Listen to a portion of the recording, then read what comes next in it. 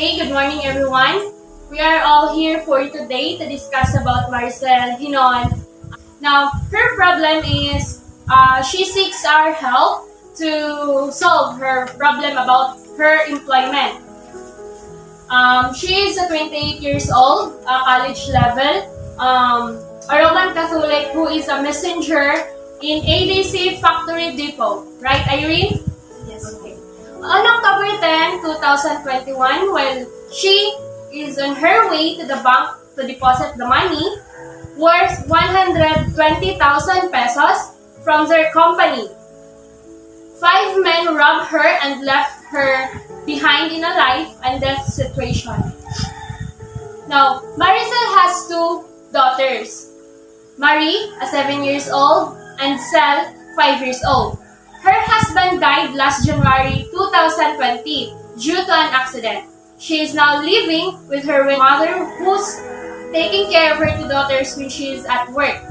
Before the hold-upping incident, the HR of their company called her attention and made her comply with all the requirements for she is qualified to be a regular employee of the company because of her good work ability. After she recovers from her incident, she goes back to work even if she is still in trauma because she needs to work for the needs of her family. But when she is at work, she was being discriminated by her co-employees stating that she is not capable of doing that work for she is a girl. Is that right, Irene? Yes. And a girl cannot handle situation like what happened to her and accused that the robbing incident was just her own plan or what we called an inside job. Now, being a social worker, this is my assessment. Our client, Maricel Irene, seeks help to solve her employment problem.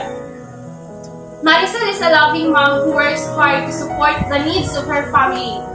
Her only wish is to see her children become successful even if they grow without their father.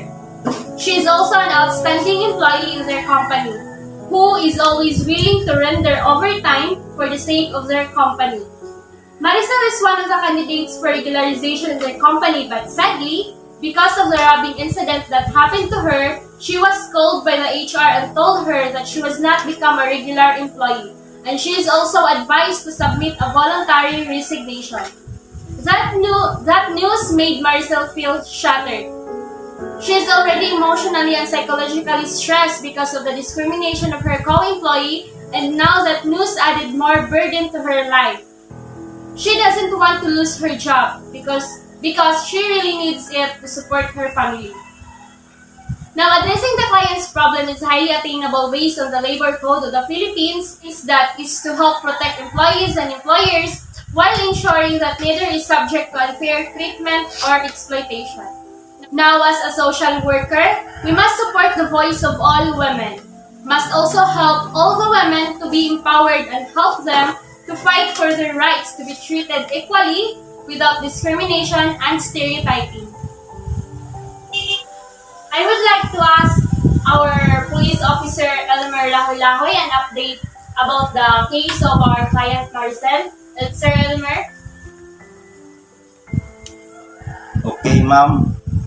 Based on our investigation, on 9 a.m. morning, on October 10, 2021, we received a report coming from the Tubod MPS until 9:30 in the morning at Barangay Poblacion, Tubod del Norte, that there has been a robbery incident, and in our initial investigation was conducted by the elements of the Tubod Police Unit led by SPO Teresa Mora, that Maricel said that there are 5 suspects and took and carried the money immediately and flew away in the incident. And as for now, we conducted a hot pursuit operation to the suspect, and any development process to the report will follow. That's all. Thank you for that update, Sir Police Officer Lahoy. I would like also to ask the findings of Dr. Veer here about our client's medical condition. Dr. Veer?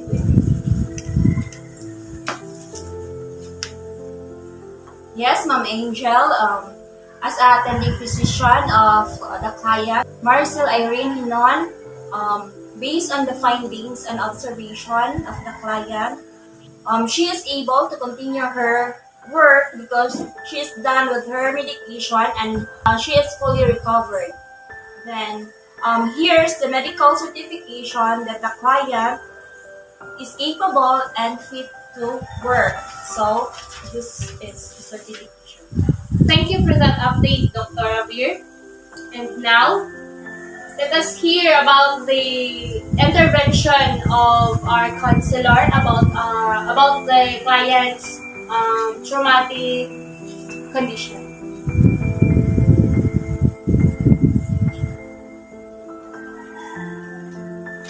Hi everyone, good morning. So as a counselor, I can help the client by giving her monthly crisis intervention counseling. It is to ensure that Maricel is emotionally and mentally stable. It also can help her to become more productive in her workplace and make her recover from the traumatic experience that she got from the robbing incidents. Thank you. Thank you, Ma'am Jubilee. At this moment, we would like to ask the opinion of our Dolly representative about our client's employment status. Yes, Ma'am Angel. According to the Labor Code of the Philippines, employer cannot immediately terminate an employee without valid reason. As stated by the police officer, Mr. Raul Lahoy, this is a robbing incident and it is not planned by the workers. And also, Dr. Beer attested the client that the client conditions are still able and fit to work. So therefore, it simply means that there is no ground for terminations. Thanks to our Dolly representative, Ma'am Erlyn. Thank you so much. So, Ms. HR, after hearing all the statement of all other professionals that were involved to interview this case of Ms. Maricel Irene Hinon, as a HR of your company, what will be your action about this? Okay, thank you, Ma'am Jail. As the HR of our company, I will review the case of our worker, Maricel.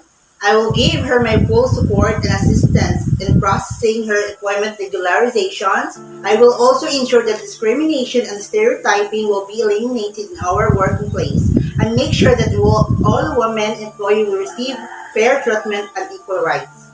Ma'am Jail? After hearing all these statements and interventions, this concludes our treatment plan. Thank you so much, everyone, for your cooperation. Irene, would you like to say something? Yes, Ma'am. I would like to say thank you, everyone, for helping me cope up with my incident or case. I am looking forward to go back to work again, and that's all. Thank you.